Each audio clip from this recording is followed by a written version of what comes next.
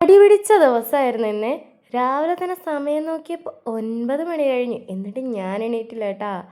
ആരും എണീറ്റില്ല. എൻ്റെ അനിയത്തി കുഞ്ഞ് സഹിതം ആരും എണീറ്റില്ല.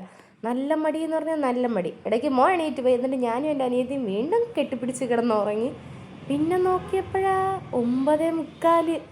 ഇനി കിടന്നാൽ ശരിയാവില്ലെന്ന് പറഞ്ഞ് തട്ടിക്കുട്ടിയൊക്കെ എണീറ്റിട്ടുണ്ട്. ആദ്യം തന്നെ എൻ്റെ മുടിയെ പിടിച്ച് ശരിയാക്കാമെന്ന് വിചാരിച്ചു. കാരണം കോലം കെട്ട് കിടക്കുന്നുണ്ട്. പിന്നെ പോയി അങ്ങൊരു പല്ല് തേപ്പായിരുന്നു. നേരെ മുഖമൊക്കെ കഴുകി അങ്ങ് വൃത്തിയായി. പിന്നെ മിനറൽ വാട്ടർ കണ്ടാൽ ഞാൻ വിടില്ല, എനിക്ക് ഭയങ്കര ഇഷ്ടമാണ്.